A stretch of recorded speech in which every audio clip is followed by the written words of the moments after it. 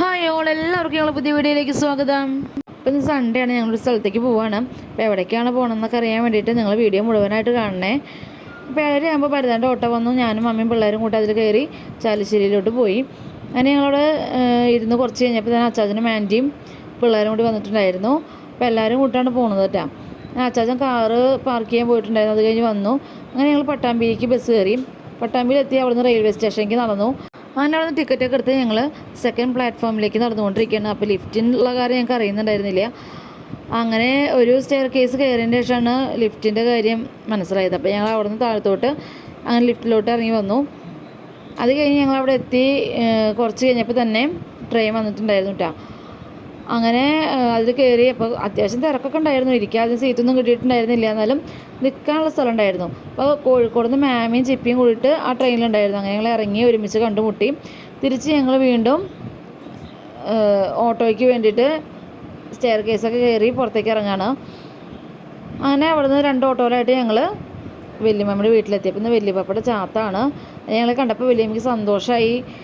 അതിൻ്റെ പിന്നാലെ തന്നെ മമ്മിയും മാമി ആൻറ്റി അച്ഛനുള്ള ഓട്ടോ വന്നിട്ടുണ്ടായിരുന്നു. അങ്ങനെ അവരും വന്നു.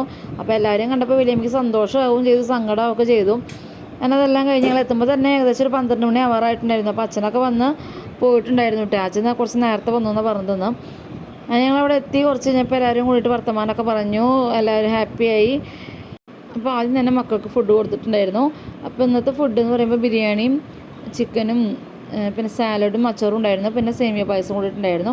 അങ്ങനെ ഞങ്ങൾ പുറത്തേക്ക് ഇറങ്ങിയപ്പോൾ നോനി എന്നുള്ളൊരു കായ പോലത്തെ അവിടെ നിൽക്കുന്നുണ്ടായിരുന്നു. അപ്പോൾ അതൊന്ന് വീഡിയോ എടുത്തു.